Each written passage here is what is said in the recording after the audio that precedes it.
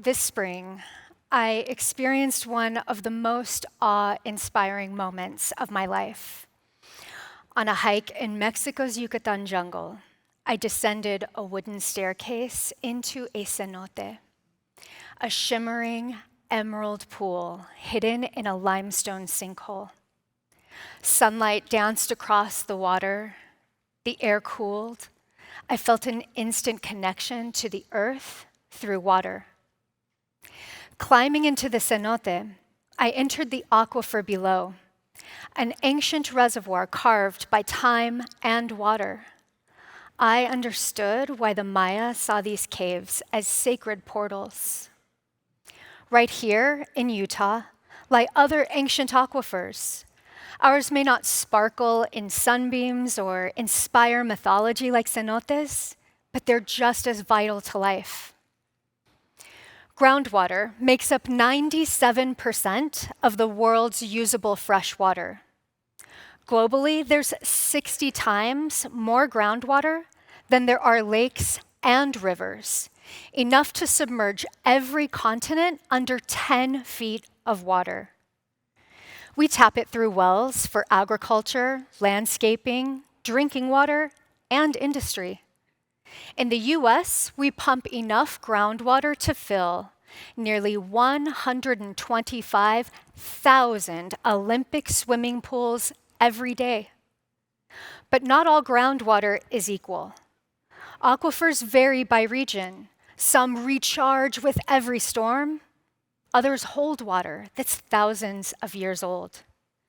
In the Salt Lake Valley, some water just beneath our feet is only 3 years old.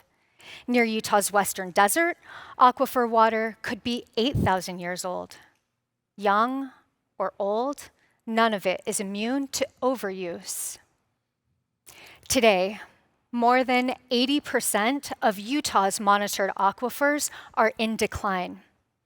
In the most distressed areas, underground levels are dropping at twice the rate of historical averages due to human use. When groundwater drops too low, the earth above can sink. The aquifer compresses, and its storage space collapses. This process, known as subsidence, permanently damages the aquifer. We don't just lose water, the crushed aquifer loses the ability to store water forever.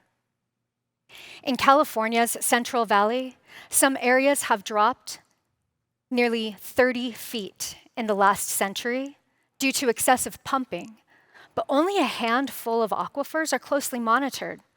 Most of us have no way to know if an aquifer beneath us is stable, shrinking, or gone until it's too late. Drying wells force deeper drilling, raising costs for rural communities. Families, animals, and farms face water scarcity. Sinking land damages roads and buildings. Wetlands vanish, ecosystems unravel. Surface water and groundwater are intertwined. Lose one and the other follows. Unlike rivers or lakes, aquifers offer no visible warning signs, no shoreline to watch recede, no headlines, no posted signs. Groundwater remains invisible and unprotected. Yet right here in Utah's Wasatch Front is enough groundwater to supply millions of families for generations if we manage it well. See, aquifers are insulated from evaporation, recharged with snow and rain. They're not infinite, but they are renewable if protected. Progress is happening. Pipe repairs, smart irrigation, lawn conversions, and Great Salt Lake restoration are all efforts that help slow the draw on groundwater. But what if we thought beyond preservation and shifted toward innovation? In Utah, we are making that shift. Scientists at the Utah Geological Survey scan aquifers with electromagnetic surveys. like an MRI for the Earth. NASA and climate scientists use satellites to track groundwater loss. Sensors in wells send real-time data to hydrologists. And digital tools collect and share groundwater data, mapping where it's located, how it's used, and how levels are changing over time. In fact, you can go see much of this data yourself.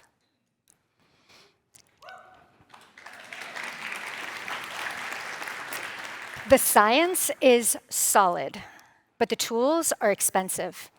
In 2024, less than 1% of the total water budget went to groundwater solutions. Its invisibility makes groundwater easy to overlook and hard to fight for. We still need models to show us how this resource moves, reacts to stress, and recharges over time. Otherwise, we're relying on hope. Education and behavior change are needed at home. Cities provide tools like smart irrigation, leak alerts, and lawn rebates. Some utilities even compare your use to your neighbors, but that turns conservation into a competition instead of a community effort. It creates guilt, not action. There are better ways to help us know why groundwater matters and who it helps. Imagine if your mobile app sent you a notification like this. You saved 2,000 gallons this month. That's enough water to supply a family in a small Utah town for nearly a week.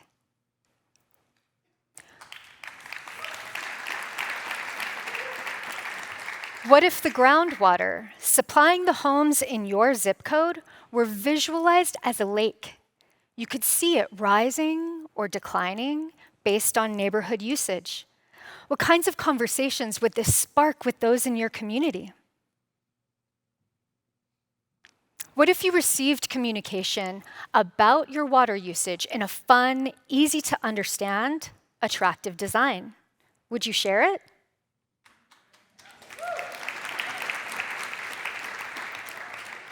What if your app sent you innovative ideas that let you decide on your terms how to change water usage? Would you be more willing to engage? Technology has the power to connect complex data to simple, powerful stories that spark curiosity and action.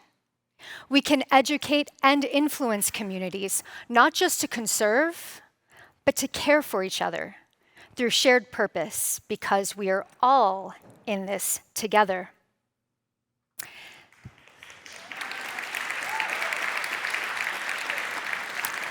This is an open invitation to technologists, data scientists, and innovators. Bring your talent to one of the most urgent challenges of our time. Help us build the tools, stories, and systems to help protect groundwater and the people who rely on it. It's hard to care about something you can't see, but we can make our invisible groundwater visible with emerging technology that helps keep us informed and invested. That day in the cenote, I didn't just see water. I felt part of something bigger, connected to everything. Let's be the generation that refuses to let what's invisible be forgotten. Because protecting what sustains us beneath the surface is how we protect our future above it.